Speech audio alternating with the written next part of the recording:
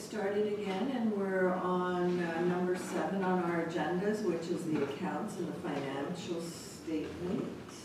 Thank you, Madam Mayor. Closed list of accounts. Resolved, council approved June 14, 2022 list of accounts, check numbers 22001061 to 22001259 in the amount of $450,472.54 for payment. Can I have a mover, please? Councillor Spicer, second. Councillor Horbus. Any discussion, questions, comments on the accounts? Can I get better internet? We're not working. Yeah, I know mine just kind of got thrown out here too, so.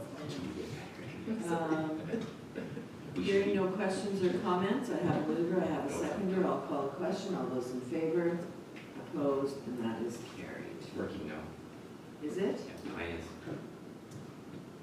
It's very slow again. Mine is. Mine keeps kicking me out here.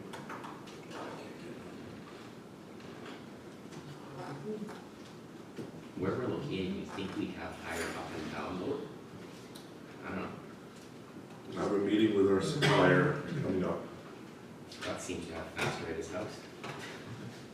I think we do now too. Okay, so now we are at number 7.3, oh no, 7.2, the financial statement. I believe we got our financial statement till the end of May. Keep trying. Can you bring it up? I'm trying. So if I get there before you. Might be the rain. Well, I'll move to just,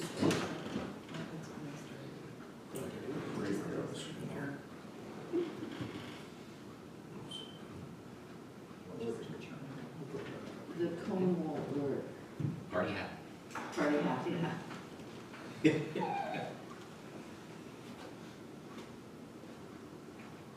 I went to AllNet and it's up, but Nothing's coming up after it. Yeah, all that's up, but not your, oh, you can't reach this page, it says.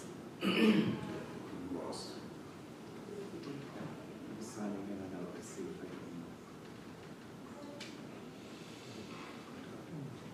can. Alex smiles. What are your results?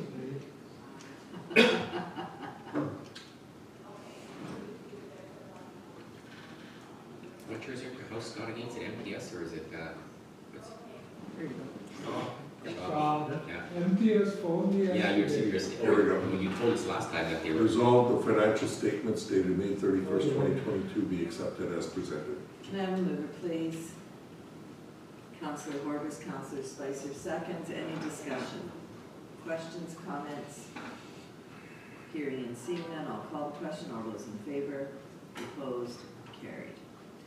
Okay, the next item on our agenda is the Interlake Art Board, and that's the Legacy Park mural. And if you want to go forward with that one. Yes, Madam Mayor, this is the art board. We need to complete the payment for the $2,000 for the art board. This is the mural that's being completed there. We're recommending that council approve the $2,000 and the funds be distributed to the Soccer District Committee Foundation application. Okay, any questions or comments? Go ahead, Councillor Spicer. Wasn't it supposed to be more than this month? Wasn't it like 7,000 or something? Go ahead, Councillor Strang. We, there was the grant. This is money out of the grant money that we got. So they're just doing a resolution on it. So Resolution. really, budget-wise, There's no Nothing, impact. nothing, no. Resolved, council we already did that. No, I didn't. Resolved, council authorized payment in the amount of $2,000 to the Interlake Art Board for the Legacy Park mural. Can I have a mover, please? Councillor Strang, Councillor Bazarowitz, seconds. Any discussion? Hearing and seeing none, I'll call the question. All those in favor? Opposed? Carried. But I do have a question, and I don't know, Councillor Strang, if you can answer this or not, but remember we were talking about how that building is, the metal on the building. Did they figure out how they were going to put the mural up? Go ahead. I did ask Brenna, and I think that she's been in contact with Charlie on that. The Okay. gentleman So there's Yeah, working so on it's, it, yes, yeah, they're okay. maybe she'll have something to report, I'm not sure. Okay, thank you for that. You're welcome. Okay, the next one is Lakeshore Heights grant, I believe. This is the report recommending with their request, they had originally come with a request for $40,000 and had some discussions with council, and the recommendation for the administration is that $20,000 be approved from the grants budget, and if council wishes, we can do an update to the resolution for them to also apply for additional grants that we work with them on. Additional, you're talking like provincial or Provincial federal or grants? federal grants, Yeah, yes. yeah. Yeah, I think we should put that right in the resolution, because then it'll kind of give them a bit of direction that, you know, you gotta try and do some other stuff here, so. Scott, did you have a comment? I'm gonna make. Oh, the okay. same Yeah. comment to me. Thank you. Go ahead, Councillor Boulanger. I think this resolution is more than fair. I think the organization knows that $40,000 is a lot of money to ask in one lump. I know there's different reasons they didn't ask for a number of years, but I think what we did is fair. And I think we're signaling to them that we're willing to still work with them. I think it's. Yeah, I do too, and I mean, you know, really, we are willing to work with them, and yes, they have done very well by, you know, raising their own funds, but 40,000 is a big ask, and if they can get some funding from some other sources, that would be good for us too, so. Okay, if you want to bring the resolution forward? Resolved, council approved the following 2021 requested grant, Lakeshore Heights Association 2021, $20,000. And further be it resolved that Lakeshore Heights Association make a further request for grants through the provincial and federal government Should we put in there with our, we can help them with that, or? with the support of our Yeah. manager of recreation. Okay, can I have a mover, please? Councillor Sutherland, second Councillor Horwath. Any discussion? Hearing and seeing none, I'll No, call. there's Oh, discussion. sorry. That's okay. I was just gonna say, were we directing them on anything that, for them to spend it on, or were we just giving them a blanket amount? Because remember, one of the things was the accessibility that we thought was very important when we had our discussion, Right. or we were just gonna leave it to them? No, I thought we decided we were just gonna leave it, Okay. because they were doing such a good job managing and doing Okay, whatever they were sounds doing. good. I thought that's what we talked about last time, no? I think you're right. That's Okay, fine. I I'm have a mover, I have a seconder. I'll call the question. All those in favor, opposed, and that is carried.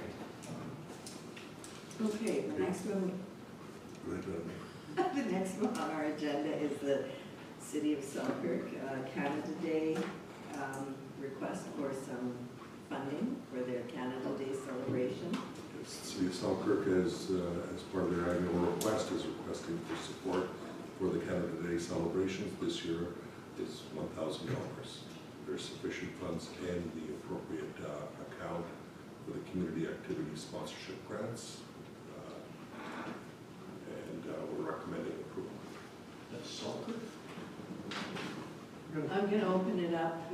Go ahead, Councillor Sutherland. Yeah, I'm okay with this, but on one condition here. I don't know if the Highland Games are going to happen this year. Hopefully they are. Haven't heard anything. Are we going to make a request to Selkirk for some money from them? Yes, we We should. always do. We always do. Did he No, I ever? just want Never to make, not once. Yeah, I'm Well, not I in favor don't of this. recall us making a request to I the don't know City if we of have either, Selkirk. that's what I want to. Yeah, if anybody is making the request, it would be the actual Highland Gathering people. So maybe someone Well- should reach out to them and ask what Mr. Councilor Sutherland is asking is, did you request money from the City of Selkirk last year, and see what they say? It's good information to know. Oh, I know. It's really good information. Well, could we make that request for, we can't? Somehow could we? No, I don't, because they're just using our municipality to hold the event. We're not really involved with it. It's the Highland Gathering Yeah, that that's- puts on the But- event and That's does the issue. everything. But you That's- Go ahead. You understand why I'm asking? Oh, I know exactly why. So you'd have to have something like a St. Clements Community Fund to apply to them. But we don't have anything like that. We have East Selkirk Rec Center or something like that. They'd have to apply. But if St. Clements had a thing and the municipality managed it, that's what the town of Selkirk is doing, eh? They're managing that fund. Yeah, and as far as Highland Gathering for this year, I have not heard anything, or, I know that the gal that was, kind of heading it up, I'm not sure if she's still heading it up, or if someone else has taken over, I haven't heard very much at all. Go ahead, Councilor Bazarowicz, and then back to Councilor Sutherland. Further in our agenda here, there's a mention of our ice plant. Mhm. I know the city does use our facility, but I can see them coming to the table. Well, we can talk about that when we get further on our agenda on that one, and I think that was an in-camera item. So, Go ahead, Councilor Strang. I did just look it up, and the Highland Gathering will be happening July 31st to August 13th. It says here, plan your adventure today. It will, after 2 years away, we're thrilled to announce. Thanks. So just an update on that. Does it have anybody for contact or anything? That's what I, Okay, we'll Yeah. have a We'll look take a at note that of after. contacting them, and letting them know that they should make an application with our nearby community. is an Angus coming into that? that's good. Yeah, Angus will be there. Go ahead, Councilor Strang. I just wanted to say, I know our residents go, everybody goes to watch whether it's the entertainment, whether it's the fireworks. You want to be a good neighbor, but the bridge goes both ways also, and as long as we get recognized, I don't know if we do. We never do though, do we? We used to. They, We used to. on the night of the announcement, the night of the fireworks, they do announce who provided funding. Yeah. They do. Yeah, they Oh. do. Yeah.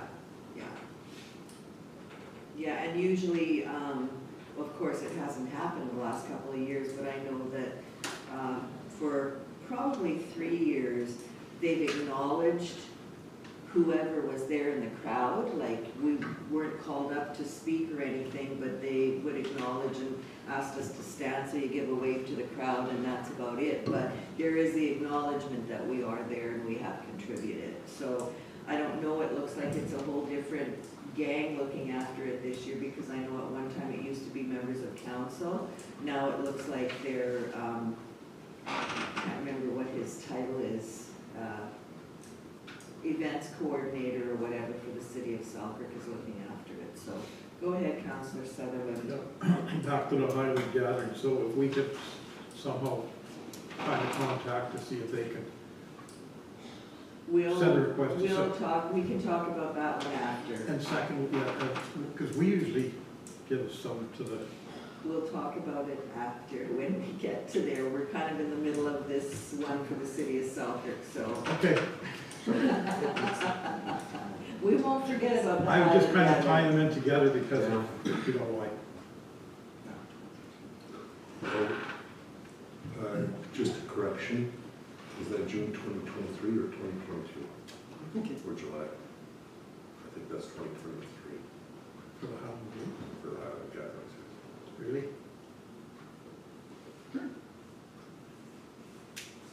I can always phone the gal that used to look after it, because I do believe I have her number. Maybe at lunchtime I can do that, and We'll verify the date. we'll try and figure it out before No, it the end of the says day. July 31st, 20, August. Oh, no, but maybe this is folklore, it's almost like hodgepodge on here, that they're advertising all different things on their site, so maybe that's just to clarify. Okay, so let's get back to the city of Selkirk for Canada Day. Yes, no, maybe? Maybe. can we put it on hold for now and bring it up, or, Timing is an issue here, Jim. Okay. We're in Yeah. June. Be an issue, I'm sure. Yeah. I don't have a problem. Grand Marais will be having firecracker too. Yeah, well, we usually give to them too, so not quite as much, I don't think. Go ahead, Councillor Sutherland. I'm okay with this thing. Are we gonna be like Selkirk? Well, I guess, you know, No, I kind should I of, be saying that? no, I kind of look at it that, and Councillor Strang is right, a lot of our residents do go over there and sit there for the afternoon, you know, or the evening, afternoon and evening, because there's some entertainment in the afternoon, and, you know, as a good neighbor, I always feel that we should participate. It's not for us, it's for our residents, and I believe as a good neighbor we should, but I would also suggest that we maybe push a little harder for them to contribute to whatever we're having over here. And as far as Grand Marais, if they're having fireworks there, I have no problem contributing to them also. Go ahead, Dave. In the future, could we look into, if it's possible, we used to have fireworks displays there, and now with Legacy Park, it's even better, so just something to think about. I don't know how many years, well, you remember that. Yeah, yeah.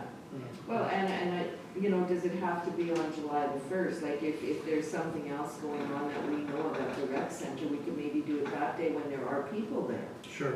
you know, so. Okay, so do we have a resolution to bring forward for Canada Day at the City of Selkirk? Yes, Madam Mayor. Resolved, council approve the following 2022 requested grant budget. City of Selkirk Annual Canada Day Celebrations 2022, $1,000. Can I have a mover, please? Councillor Spicer, Councillor Sutherland seconds. Any discussion? Hearing and seeing none, I'll call the question. All those in favor? Opposed? And that is carried. People from Lockport or East Selkirk go to Winnipeg to see that before. Yeah, You know? yeah. They're not gonna turn anybody back. The only thing I would say though is because we haven't had a request from Grand Marais, and I'm not sure if it's the,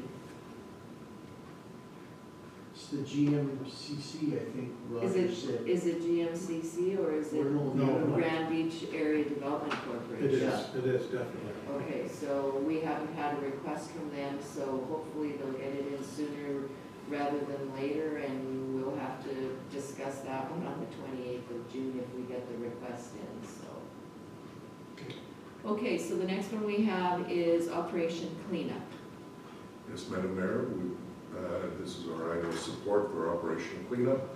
As a matter of fact, this year, the amount requested is less than what we had budgeted for and what was last year's, what we had awarded for. So the request is for $3,000 for Operation Cleanup, and we're recommending approval. Okay, go ahead, Councillor Strang. I will not be voting on this as perceived conflict. Okay.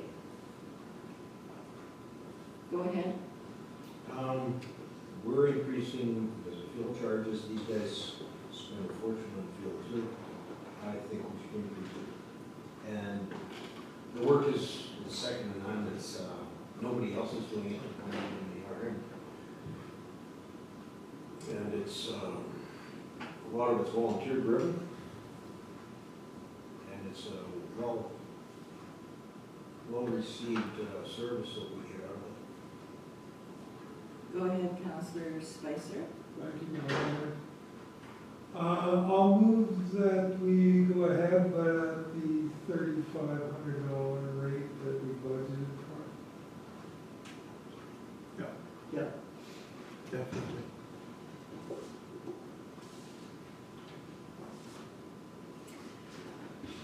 Okay.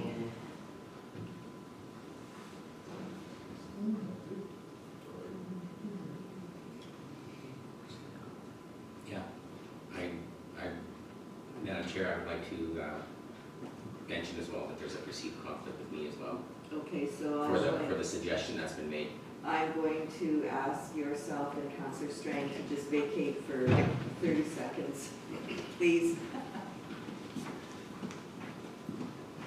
Okay, if we can have the resolution, please, and I believe that it has come forward that it should be the same amount as last year for $3,500. So resolved, council approve the following 2022 requested grant budget.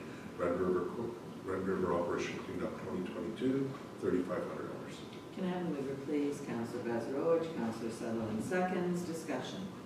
Hearing and seeing none, call the question. All those in favor, opposed, and that is carried. Okay, kids' sport. Geez, we haven't given to them for a bit either. No, we haven't. We used to. Yes, we did. In the past, we have, and they've made a request. I'll wait till- Yeah.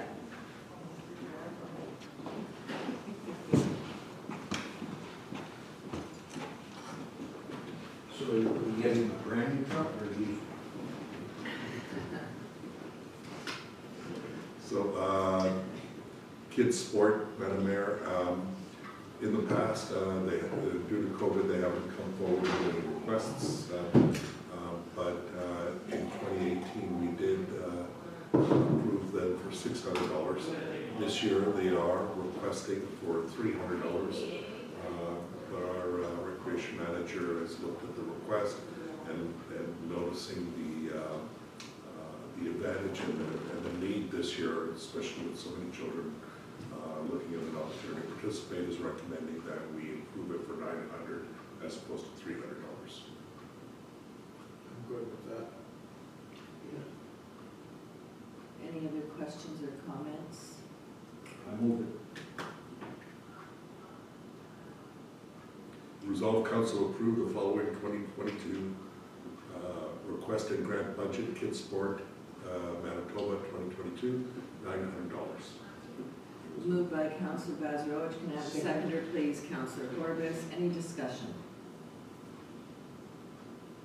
Hearing and seeing none, I'll call the question. All those in favor, opposed, and that is carried. And I guess anybody can apply for funding through that kids sport, correct? Like, that's what I'm trying to see here. Yeah, there's. Yes, Age there's a group. yeah, there's a private application process. Right. Which anyone can apply for, Yeah. and they have to supply the appropriate information. Go ahead, Counselor Strang. I guess I was going to, maybe Brennan, do we have, or does she know if anybody uses it from our area? Yeah. Once that, I don't think it's we don't get that information. Okay.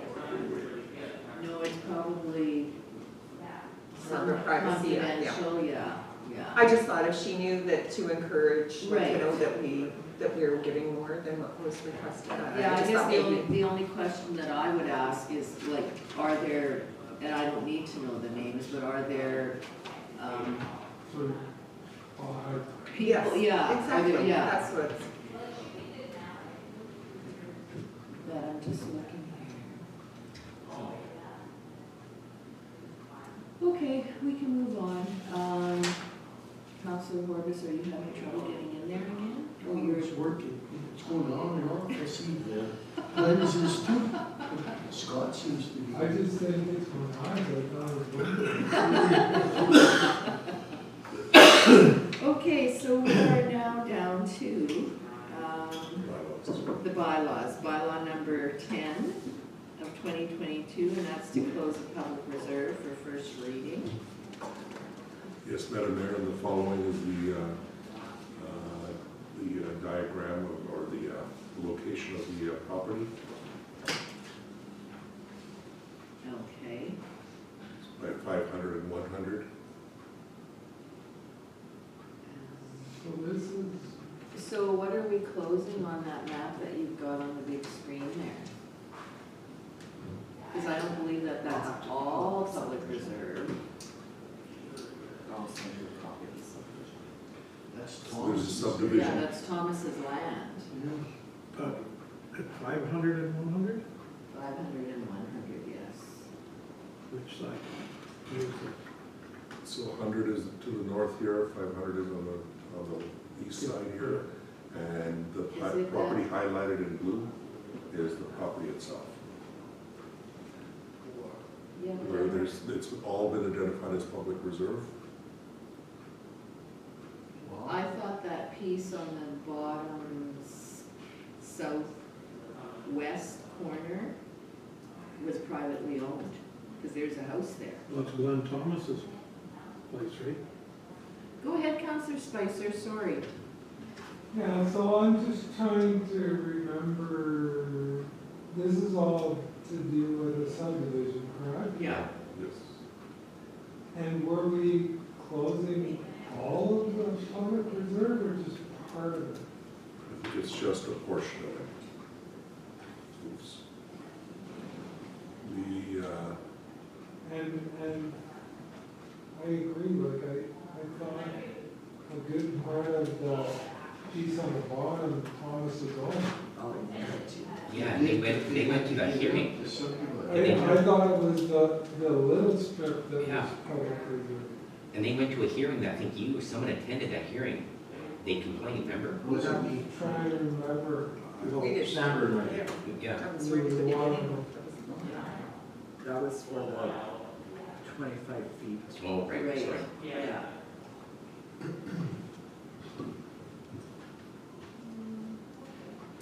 John? Yeah, they gave up a lot of land there just to put that subdivision through. Did they go through with that, or did they finish with that subdivision? I don't think they're finished with it yet So because that's- No, there's still this part would of be it. part of it. All they did was clear the bush off. And pull the stumps up. And this is going back, I guess, several years. Well, we can give it first reading, but We should check. I think there needs to be some checking, but, because I think it's actually, the land is just south of that south road, which I can't read. William? Lawrence or John, Well, No, it's William. William over here, okay. Yeah. I think it's actually that narrow strip because the issue was access. Yes, la- It's last the one- time we I checked, thought that's what it was. it's that one, yeah. Yeah. I don't think they There. made a deal with, Public Works yet either. They haven't given us a bond or anything for this yet. So, I mean, before we, What kind of a bond? well, they're building road there. They have to build a road. That cul-de-sac, yeah, they haven't got a letter of credit or anything yet. Well, there's a road there already. That's right. There's a road, but they have to make a turnaround there at the end. So I think we can give it first reading, but. I don't think so, because it's right around. Do so. No, yeah, it's there because I looked at it. Really? Yeah, No, why would they? because they're taking lots all the way along there. When we get to the railway tracks, they gotta extend that road and do They might like have to Oh, make a there's turn back. Security is Yeah. gonna take They're a few going minutes. further down, up. Yeah, right it. Yeah, yeah. Yeah, we Okay. approved this. Because I looked at it, they wanted us to do it. We approved They the haven't done subdivision, it. it's on page 2, which shows all the public reserve, some being closed. And then some will be opened. And yes, they're putting in a cul-de-sac, we will have a letter of credit, but all of that will definitely is being worked on. Oh, okay. Yeah, They're not anywhere close to having their subdivision lapse though, or did they apply for an extension? no, we have an extension on it already. Okay, Yeah, I just don't want it to lapse because it took them so long to Yeah. get to this no, point. it's, this, we're almost at the end now. Okay, perfect. We just put a new security system in, it's gonna take a few minutes before I can bring up the attachment. Is that gonna be for all of us though, when we, Everyone. When we get into, it doesn't take forever, it's just that we're looking at it immediately. All right. So now here it is. So,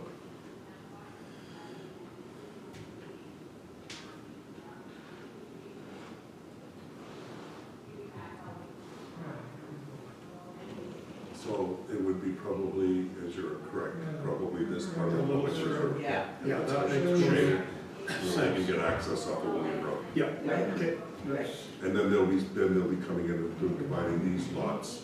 So this entire area is going to divide. So if we take a look back, so what he has is all this is public reserve right now, like all of this. So that whole area is going to be, because he's having subdivisions in these properties here. Right up to there. but So that the is public, his property That's his. in the green. Yeah. Oh, that's his property. That's his property. So this is the real Yeah, property. that's Yeah. the public reserve there. Yeah, it's that strip Yeah. across the front. And Yeah. he's swapped and he's giving us part of his along Along the lake, Yeah. yeah, Yes, the, he's right here. giving us that back. yeah. Yeah. And then the other Yeah. part too, going, to the north, that proposed public reserve Yeah, from the lots up to Road 100, is that? that's Yeah. 100, yeah. Yeah. It's so the shaded area is being closed Closed, yeah, and the rest is being open. right. Okay, so now that we got that straight in our minds, we can give the bylaw first reading. What's a good thing? Thanks for checking that out. Yeah, it's a good thing we look closer because the last thing we want is to screw them up even more. Yeah. No kidding. Okay, so if we could have a resolution for first reading of that bylaw, please? Resolved bylaw 10, 2022 being a bylaw to close the public reserve land be given first reading. Can I have a mover, please? Councillor Spicer, second. Councillor Strang, any discussion? Seeing none, I'll call the question. All those in favor? Opposed? That is carried.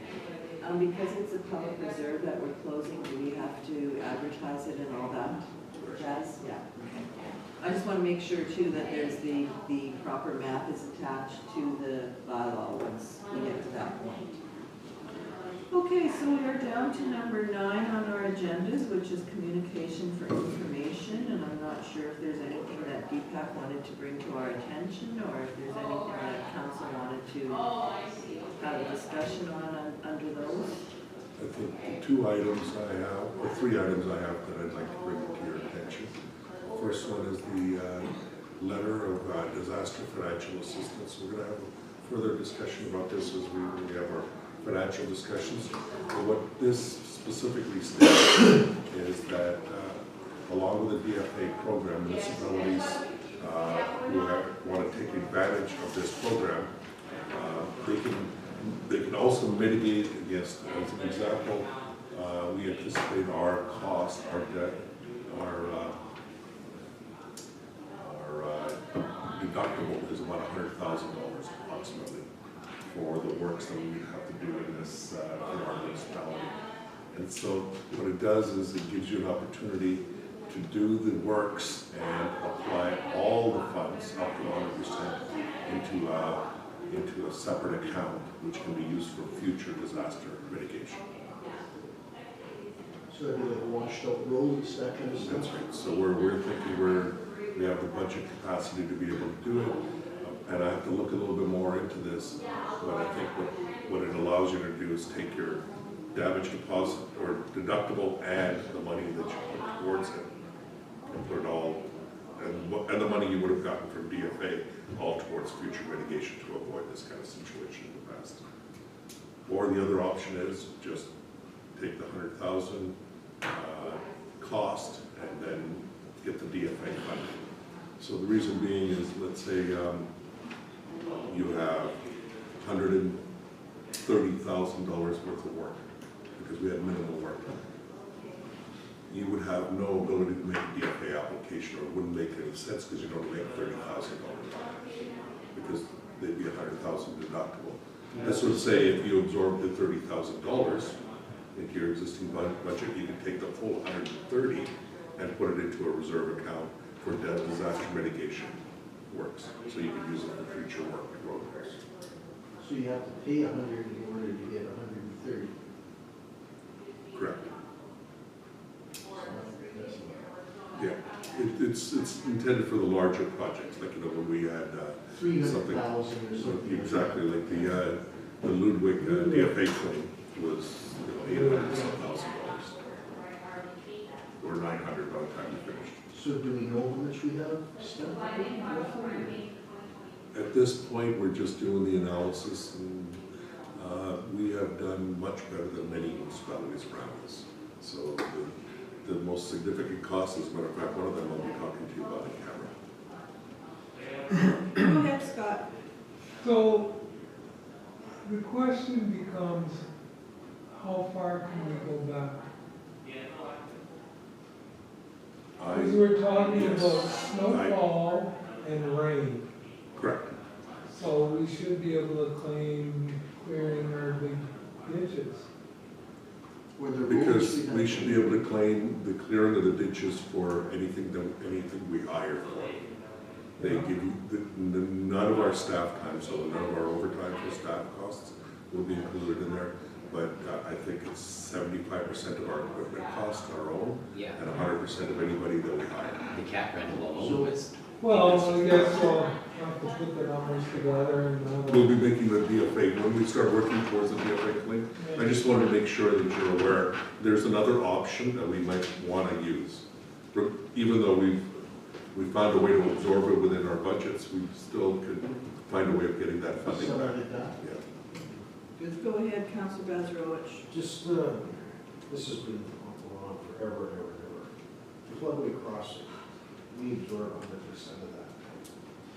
I don't know why we don't get something from the city of Winnipeg or from this, or Well, I don't I think think some of us know the answer to that. Go ahead, Councilor Boulanger. the province doesn't want us, they didn't want that road to go across here to begin with, and I think they have very good memories of that. So I agree with what you're, I know what you're saying, but the province is gonna go, we didn't want that road there to begin with. Anyway, we let the RM put it in, so we're not making eye contact with it. And basically, what I recall of it is, it was a low-level crossing. It was not to be used for everyday traffic. That's right. Yeah, exactly, and that's why they won't give us anything.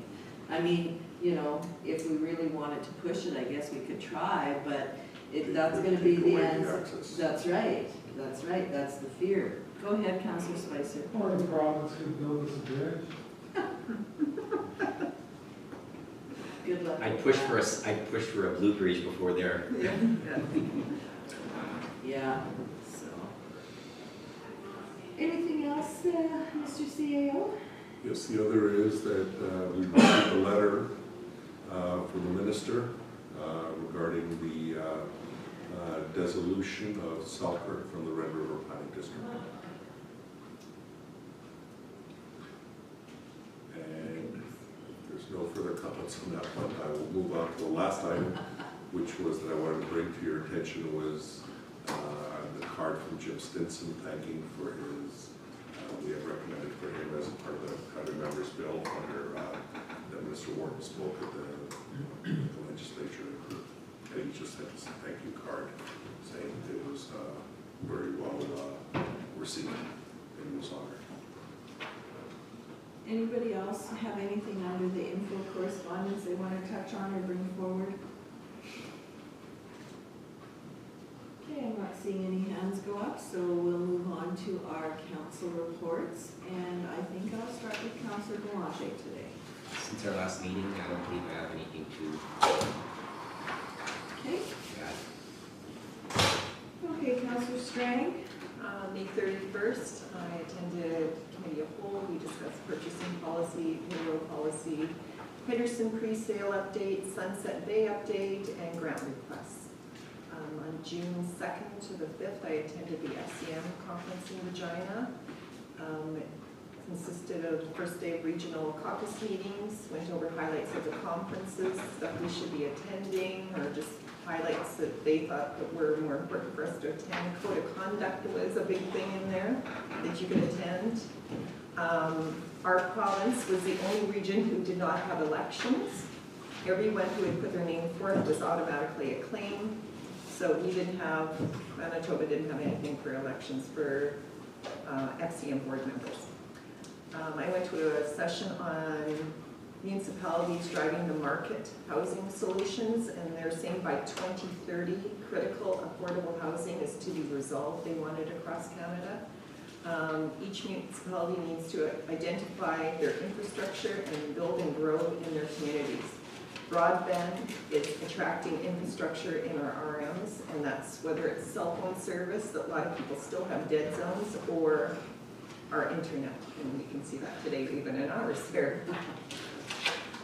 Climate change, it's not hypothetical, it's actually real, and how it's affecting our infrastructure. factor climate change, and just our highways, bridges, drainage, and even our municipal insurance claims. That was another session that I attended.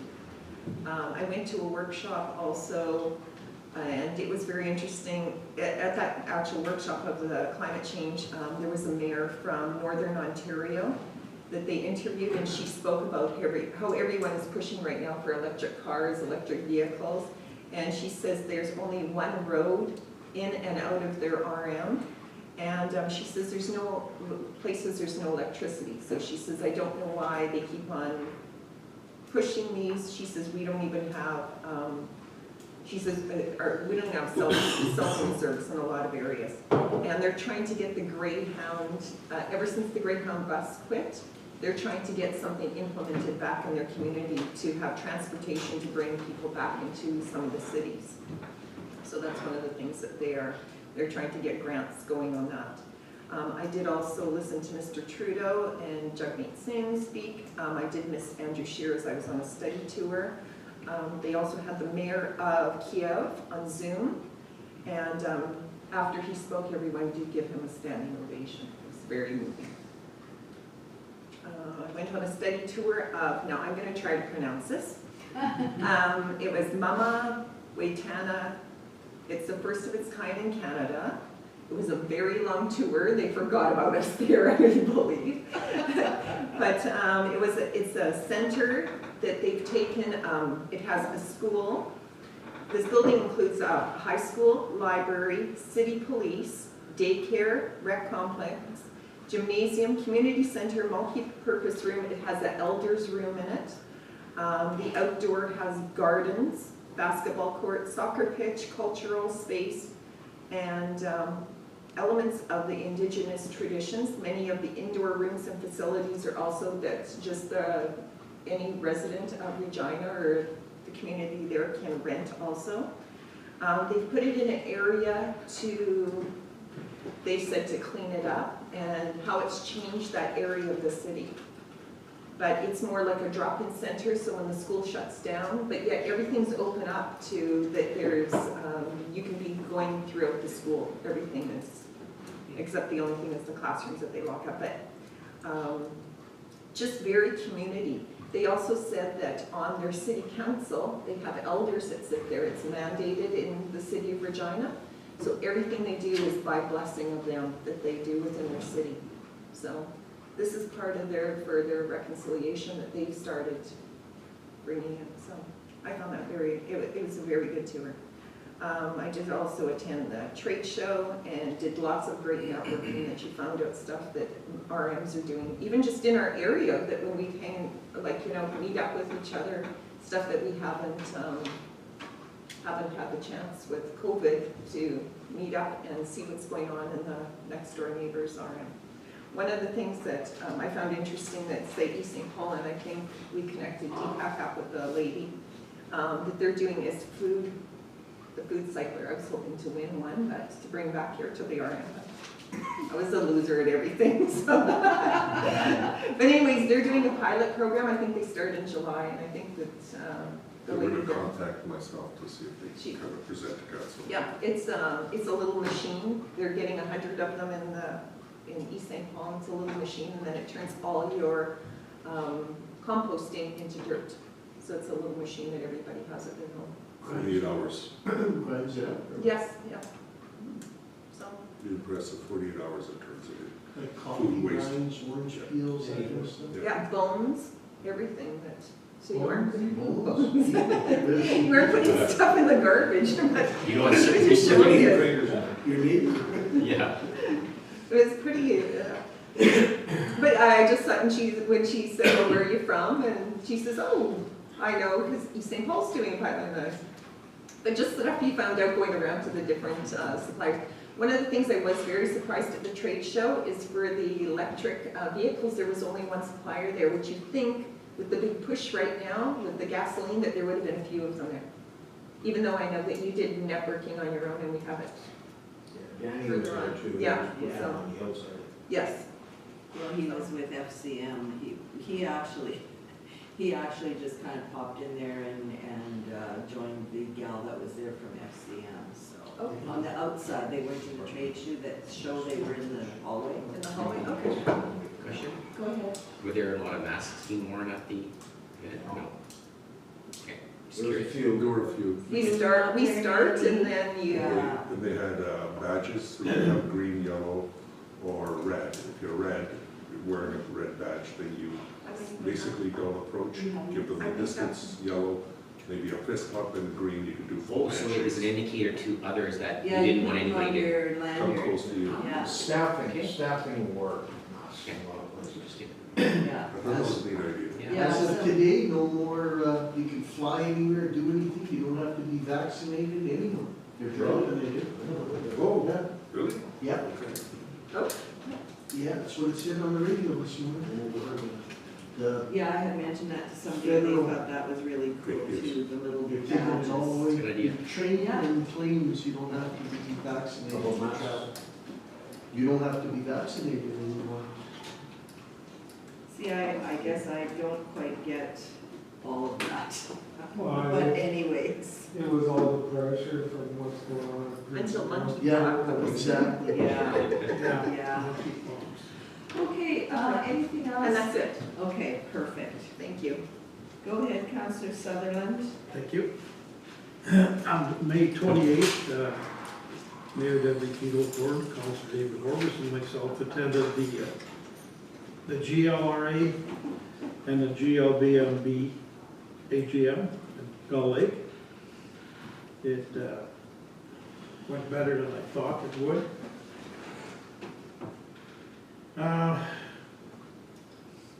Darren Babiak is stepping down as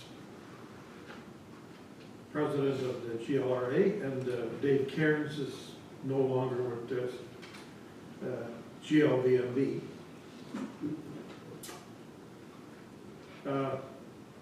Jeff Wharton was also there to answer a few questions. And Mayor Deputy Fugel got up and gave a presentation. And it was, I'm surprised it went well. They didn't beat us up like we thought, or like I thought. And that's about it. Debbie probably has some more information or Dave on that, but that's June 9th, GMCC, Councilor Horbus and myself attended. One of the things where there's no more discussions about putting in the washrooms for the public. We do, the washrooms are there right now for the public to use while it's open. So we're decided to just kind of put that to bed, you know, put an extra door for people to access from the outside and all that. We've decided to just drop all that for good. Just a sec, Dave. Sandra, go ahead. Oh, sorry. That's okay, David. They changed the hours of the GMCC, has it changed the hours for it to be open now that they've decided to drop this, like No. it's more for summer? No, just the regular, nothing's changed, but, so there is public access to the washrooms while it's open. And we've decided just kind of not go any further with, you know, the plans that we had thought about. But in the resolution, sorry, Dave, Yeah. they put a provision in there saying that if the landlord or the RM wanted to pursue putting a washroom in there at the landlord's or the RM's expense, that they would go ahead and the RM could pursue that and do that.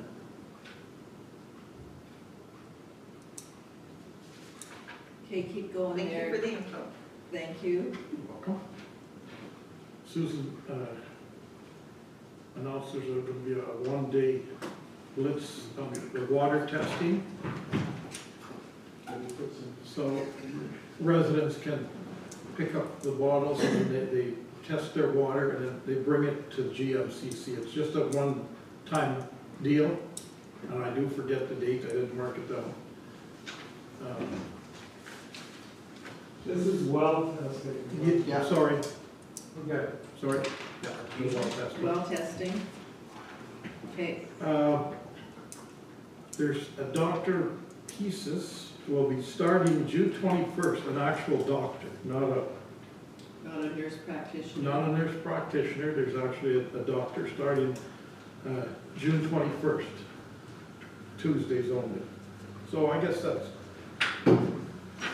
kind of, well, it is a good thing. For their farmer's market, it starts June 17th, and there's actually 19 vendors so far. There could be more.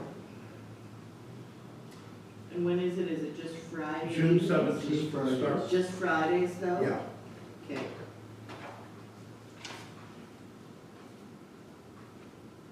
And we brought it up, Susan was brought up about discussions about the RV park, and Dave and I mentioned that we, as council, have talked about that, moving forward, putting another addition onto that. So we suggest that they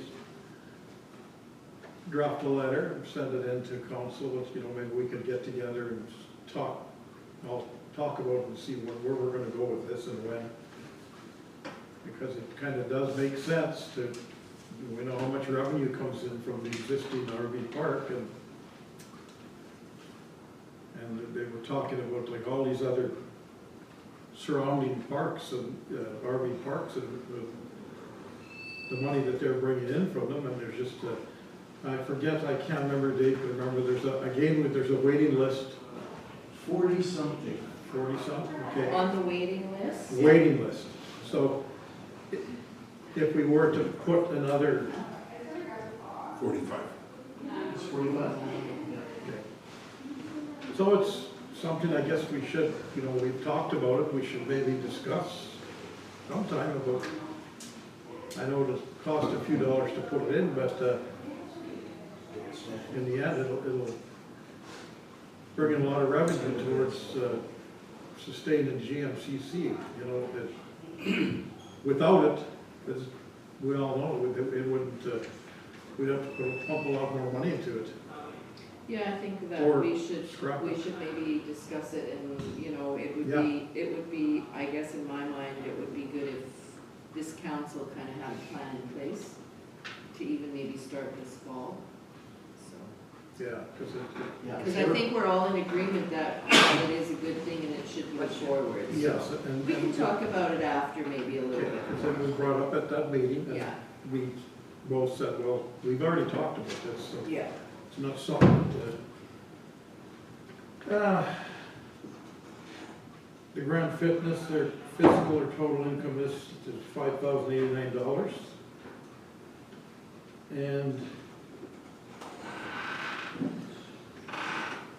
Dave might remember some of the other stuff. I don't know if the seniors are still talking about this kitchen, but that's. Well, they made a board It's still, yeah, exactly, they're gonna have a board to, to pursue it and get the kitchen in.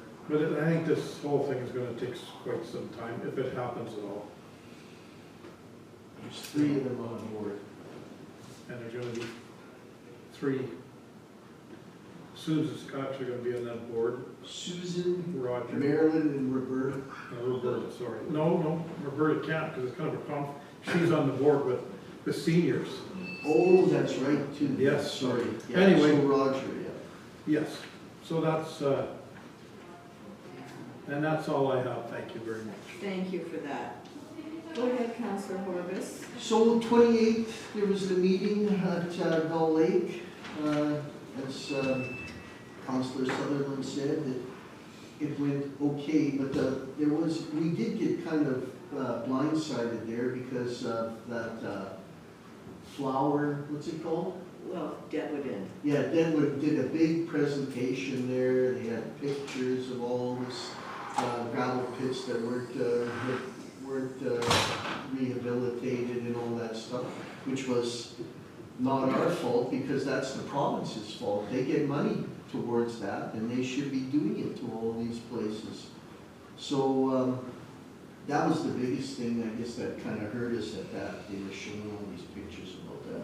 Then on the 27th, or I'm sorry, on the 7th, it was, the mayor and myself went to the Jam and Bannock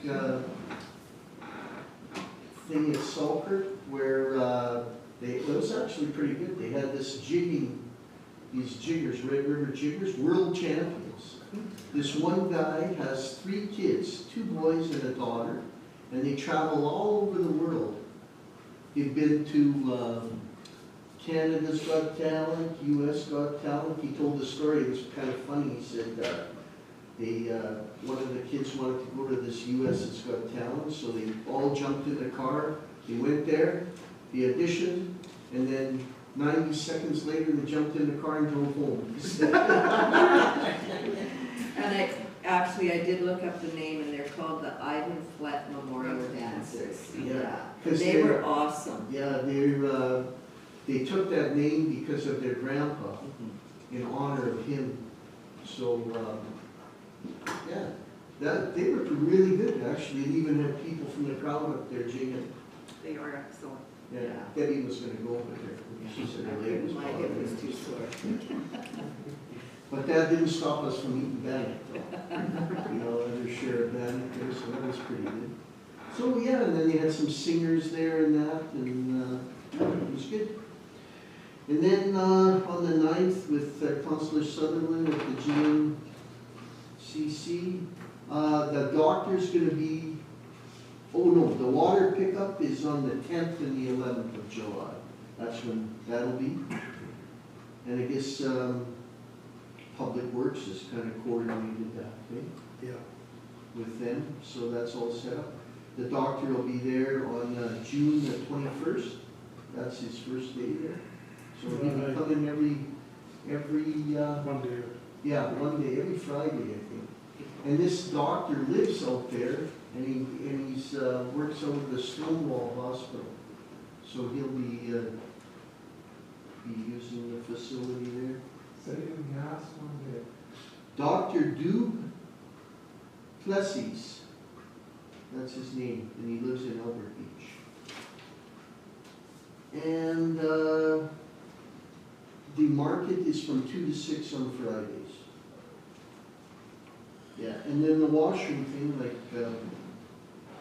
Dave had mentioned there, they did put a provision in there. They say that it's there in the summertime, 7 days a week when that place is open for the public. So anybody can come in there and use it anytime they want. It's just in the winter. And then, like in the winter, how many people really That's just it. go there and do that? I mean, and the only people that were saying anything about that before, well, I mean, Dawn is gone and Snowden is moving into Dawn's place now. And then I guess the only other one would be, what's his name, who came here and did that presentation? Terry. Yeah, he keeps pushing for that. But they're asking for on the other side. Yeah, they Yeah. wanted to service all those businesses Yeah. on the Grand Marais Boulevard. The other business center. Yeah, Correct. the one where he can get everybody to, The ones that are talking to each other. yeah, well, I don't know if they're talking to each other. And that's it, that's all I got. Thank you for that. Go ahead, Councillor Vazorovich. Okay, May 31st, Kyle, we talked about policy reviews, subdivision reviews, and talks on the flood. 202 still isn't open. I don't know if we have a timeline. We're thinking it's a few months away. Man, really, it's, Well, they have to go through the tendering process, get the work done. They are looking at dealing with some of the issues related with dust control and trying to keep on top of managing that road. well, it's April. 202? You're talking. No, I'm talking about hay because of 202. Okay, June 1st till 6th, FCM. Regina, the facility is number 1. I've been to conferences in all across Canada, major cities. That facility is huge. It's unbelievable. It just goes on forever and ever and ever. Not for some. The networking was second to none as well. I guess people haven't been out at all. Everybody was, a majority of people were right into, speaking to each other and that. Shuttle service was really good too. Thank you. It was a paperless agenda, which made life a little bit difficult at times. And accommodations were spread out. Sessions were all good. Trade shows a little bit smaller. And Sandra spoke on a lot of the other stuff. June 7th, Emergency Services Conference. Talked about weather bombs, lightning and thunderstorms and survival. And then they had Speaker Cynthia Carr. She's our provincial COVID. She's the epidemiologist. Yeah, she's number one. COVID going forward from here. There was nothing, you were saying that we're gonna start lifting this, whatever, according to her, it's gonna be back in the fall, or she foresees it as soon as the weather changes. I think that was a federal decision going on. Yeah, that's what it said this morning. And right now, we're in our 7th street. We had predicted maybe 5 before. We're in the 7th, she said. And I met with Minister Gordon there. That's it. Was it something specific you met with Minister Just, Gordon? no, Shelley just brought her around and introduced me. Go ahead, Oh, Councilor. and tactile research. Go ahead, Councilor Spicer. Thank you, Madam Mayor. May 25th, I attended both of the South St. Sewer pre-sale presentations on the project. Provided information to people. I think we had 27 in attendance at the first meeting and 36 at the second, and then we had a number of people on Zoom, I don't know how many, so there was a pretty good update there. May 31st, Committee of the Whole, Council Stunning reported on, we had some policy discussions and a CAO update. And June the 1st, I attended the Manitoba Planning Conference. This was remotely done. There were 3 streams that we could attend. The first one I attended was on development agreements, and that was policy tools stream. So I missed the first part because I had a little trouble getting in, but they were talking about development agreements and how it stays with the lands, and it also talks about a lot of the stuff on the development agreements are what are inside property lines. So then they started discussing the option of front-ending agreements. Say that again, Scott. I missed it. Front-ending agreements. Okay. So your development agreement is inside property lines and it stays with the land. Front-ending agreements can last up to a maximum of 20 years, and they're not always registered on the land. So it can be a financial agreement between the municipality and the developer, which could be done in up to 2 to 3 years' time. So that stuff also that would be included in that would be off-site enhancements.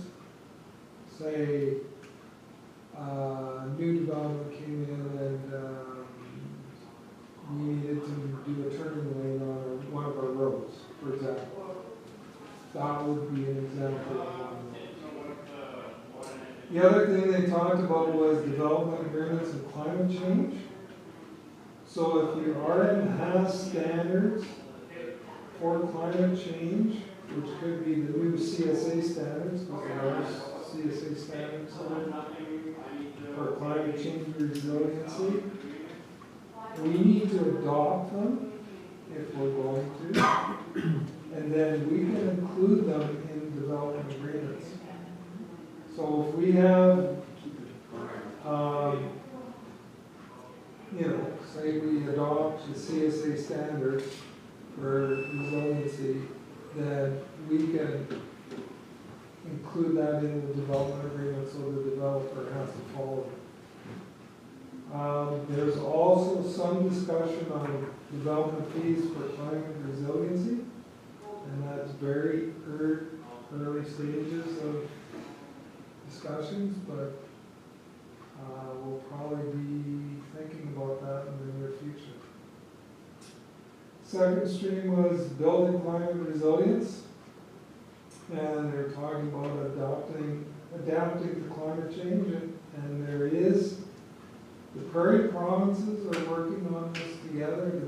There's a consortium, they're called, the website is called climatewest.ca.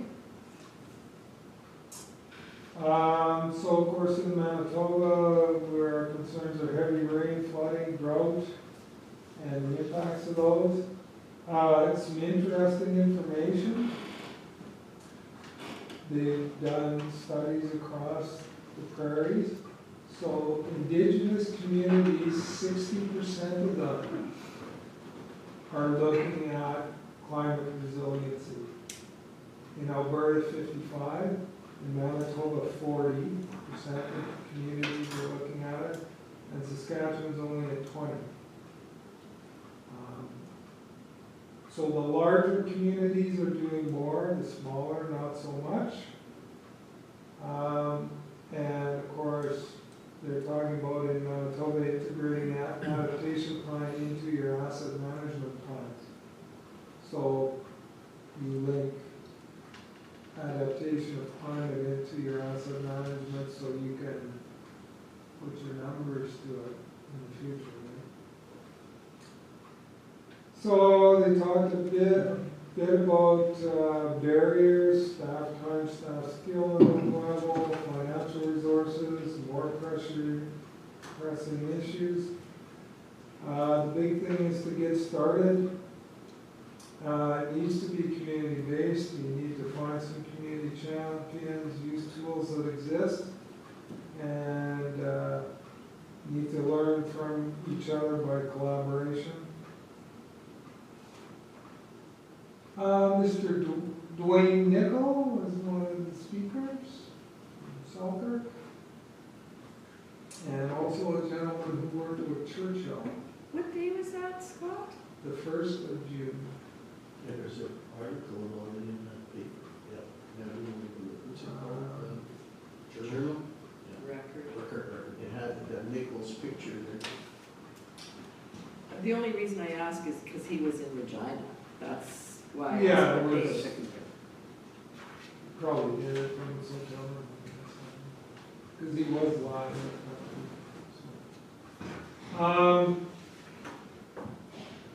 So some of the barriers are mindset is probably the biggest one. And then of course there's the whole discussion of mitigation versus adaptation. Because mitigate is you try and reduce it, and then adaptation, which up to this point has kind of been the dirty word, but you need to adapt because it's going to happen. Right? So,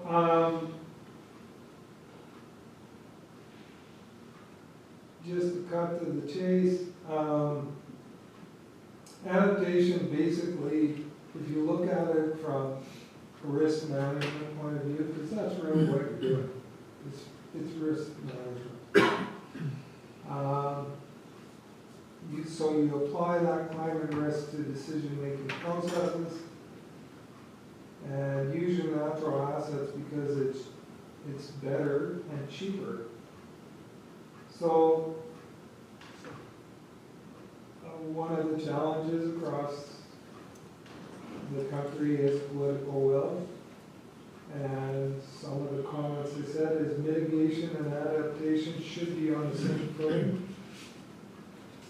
Sometimes it takes a significant adverse event before people start to look at what happens, what needs to happen. Barriers our concern is more money, it costs more money, but really, in a lot of ways, it should be just a part of decision making. So you just incorporate it into your decision-making processes. Like, we think about our strategic plan, for example, like when we're making decisions, we think, well, okay, there's a goal in our strategic plan, so this meets that goal, so that should be a part of our decision-making process. Same should be the same with climate resiliency. The third stream I attended was called Recovery, and it talked about the municipal board appeal rules. And I could go through the 5 pages of notes, but we do have our CAO sitting on one of these boards. We had 2 lawyers sitting there going through the step-by-step process of appeal. So, I mean, it was good, but I'm not going to pour you through the whole thing. But some of the questions that came up was, there's no fee schedule yet. Conditional use applications only apply to aggregate and livestock conditional uses. And on the appeal form, there are going to be specific grounds for appeal. It's kind of like a check mark box. So,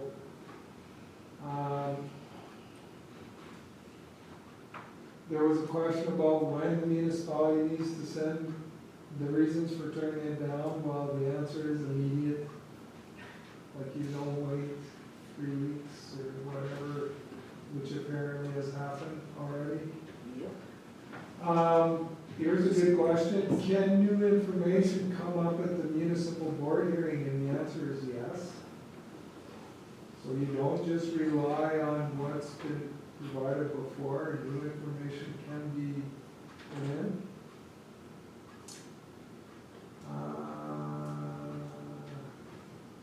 Another good question. So say the municipality missed the timeline and there's an appeal now.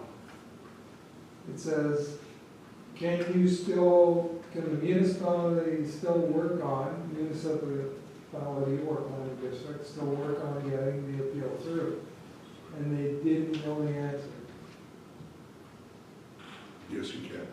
You My continue to work on assumption the would be application. you would. Can you use YouTube content at a hearing? And the answer is yes.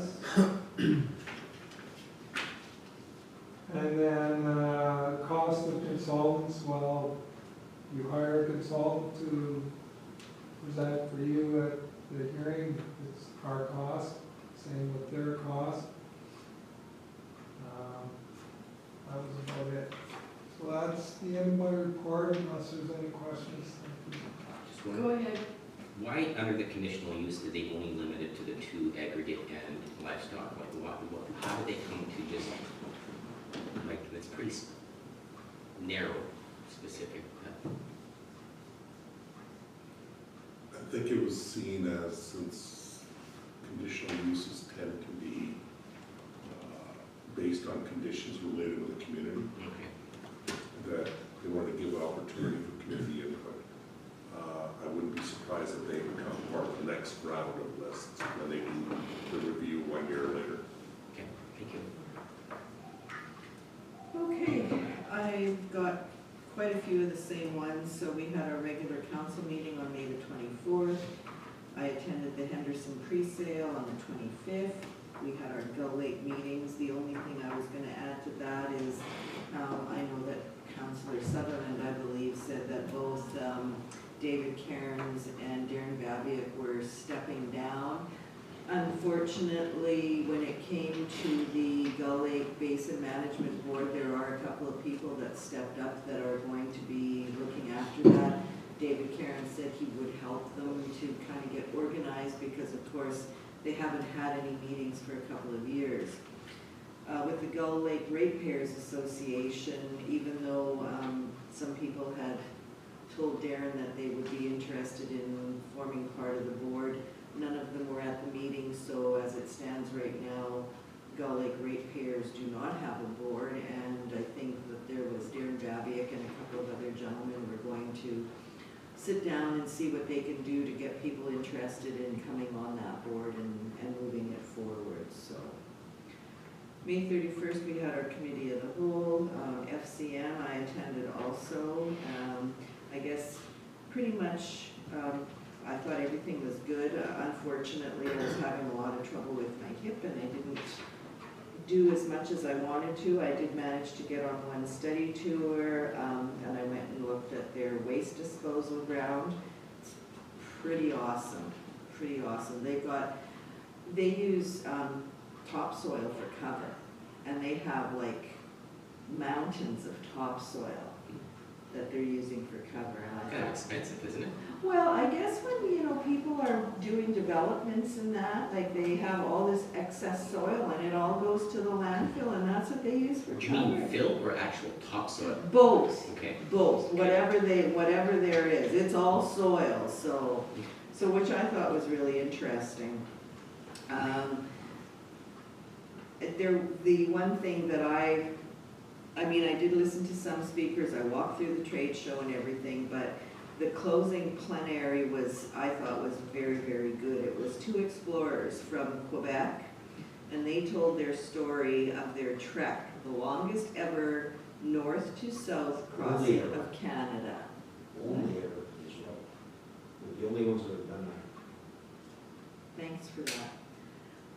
I looked it up actually on the net, and it's called the Accor Expedition. Very, very interesting, like what they went through, and they were by sleigh, they were by bicycle. It was just, I don't know, In what era? Like when? just lately. Oh, Yeah, just lately. They were skiing, I can't remember the exact date, but I think it was like only about a year ago. And unfortunately, when they got back, one of them fell and broke his leg, and he's just getting back to walking. after all what they went through, he comes Yeah. back and falls? Yeah. He came out on crutches. He had crutches and he still had a boot on his foot and everything, yeah. So if you have a chance, I looked on the net and I found it very, very interesting. And just the way they spoke, sometimes a little hard to understand with their French accent, but it was really interesting. Go ahead, Dave. How long did that journey take them? Did A couple of 100 days, wasn't it? Yeah, 236, Yeah, It yeah. was a long time. It was a long time. They were gonna give up. No, they weren't gonna give up, and they came from the Northwest Territories, and they went part through Saskatchewan, part through Manitoba, and ended up in Ontario. Yeah, they went up to Fort Severn, I think. Yeah. Could have been. It was for a second. Yeah. So, yeah, and then on June the 7th, as Councillor Horvis mentioned, we attended the 55-plus games, the Jammin and Bannock, and he talked about the Ivan Flett Memorial Dancers. One of the entertainers, or there were two other groups of entertainers. There was a choir from soccer, and Double Bourbon was there singing. Yeah, they were really good. I really enjoyed them, so. June the 8th, the Conch Awards were on, and we give normally 3 bursaries away. The 3 that we gave away this year, one of the fellows is going to go into the U of M, and he's working toward becoming a molecular engineer. The second recipient, another gentleman, another young fellow, he is going to go into the Faculty of Law at the U of M. And the third recipient was a gal who is going to the University of Winnipeg, who would like to take some science courses to pursue her dream job as a veterinarian or an animal health technologist. So they were all very thankful for the bursaries that they got, and it was a great night. Like it started about just after 6:30 and it went till 9:30. So there's a lot of awards that they give out and from all over the place, so. June the 9th, it was the Selkirk District Community Foundation nomination meeting. There were only 2 names put forward. One was by the Lord Selkirk School Division and the other one was from the RM of St. Andrews. Unfortunately, I can't share who got the vote, and it will be a new member on the Community Foundation Board. It's, I guess, kept confidential until they are advised and accept it. I know that we had put 2 names forward, and unfortunately, from what I understand, one of them did not get back to the office, and the other one declined at this point in time. So we didn't have any nominees this year. As I said, there were only 2, one from the school division, one from St. Andrews. June 11th, Broken Head Ojibwe Nation, I went to their swearing in of their new chief and council. The new chief is Gord Blue Sky, and the councilors are, some of them have been on before, Alan Huckluck, Wendell Sinkler Jr., Remy Olson, and Christopher Kent. So it was just, there was the ceremony, the grand entry, and they all spoke and they did their swearing in, and then they had their feast. There was no entertainment this time around other than the drummers, and I guess everybody was a little bit taken aback because the drummers, you usually see the drummers and their guys. This was a whole group of ladies drumming. It was actually really, really good. So, like I say, if whoever's able to go next week to their grand opening of their arbor, I would suggest that whoever can go should go. And yesterday I had a South Basin Mayors and Reeves meeting. Not very much to report. We're still looking for someone to kind of take us under their wing because we can't get any funding. There are a couple of options, and it's supposed to be going to Treasury Board in the very near future. So if the Treasury Board accepts us, we will be working with the province kind of as a, they'll take us on under their wing, and we'll still be doing the same work we're doing. But I guess the big push, if that does happen, will be to get the municipalities to use all the information that was done and provided to the municipalities as far as what we should do to protect the lake. So, and that's all I have. So that's the lake-friendly information? Yes, yes, it comes under that South Basin Mayors and Reeves, so, yeah. The lake-friendly for municipalities, nobody took the offer to use all that information. Do you want to do yours now, or do you Sure. want to break for lunch? And because I think lunch is here. We can break for lunch if I can do it, or I'll be very quick. And then we can then break for lunch. We'll go in Go in camera camera. then. Okay, go ahead then. Okay, so there was the 2 presentations on the Henderson Sewer project. They all went well, and as already been reported, there was a considerable number of people attending, and I counted somewhere around 20 and 15 on Zoom in addition to the numbers that were there. May 27th, I had a meeting with the CAOs with the Winnipeg Metro region on looking at options for some provincial and federal funding in the RM, and we can discuss that in camera as to some of the details of that. May 31st, as the COW meeting, I attended the NCM, and I think most of that information has been shared as to, I was attending most of the same sessions, and the 2 things that I wanted to highlight that I had several discussions on. One was on the overall P3s.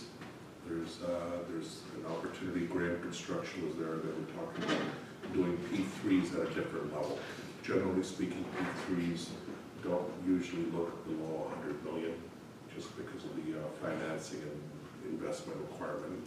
So there's different types that design, finance, operate, finance kind of models.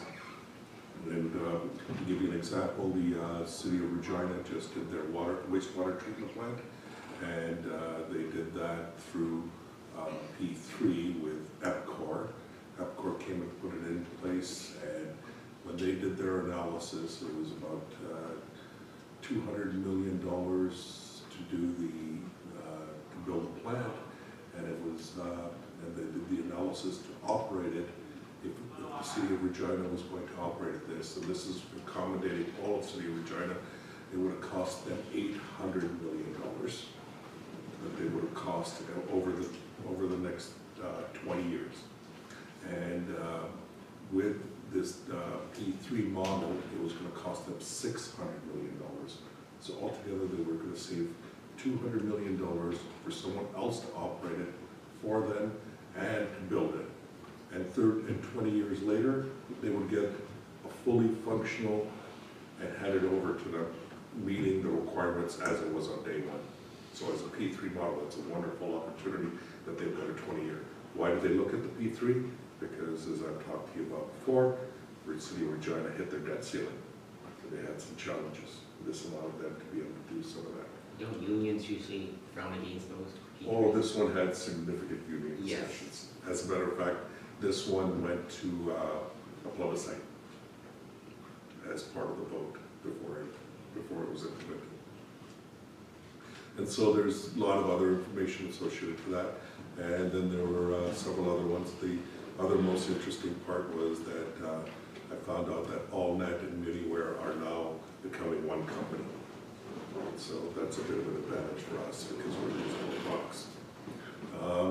And so on that, then there was, I've had several developers meetings, as well as there's been the current projects. Both projects are underlined, are in line with our current budgets.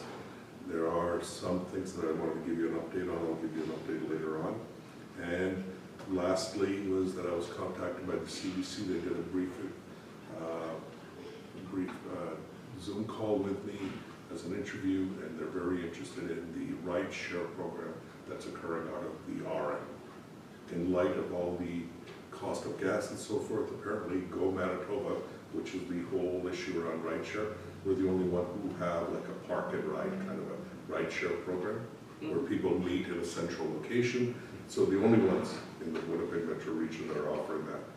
And it's all been done as a grassroots movement. If you're not aware of it, it's at Kirkland Street. Yeah. And it's been quite popular. As a matter of fact, she asked for some pictures.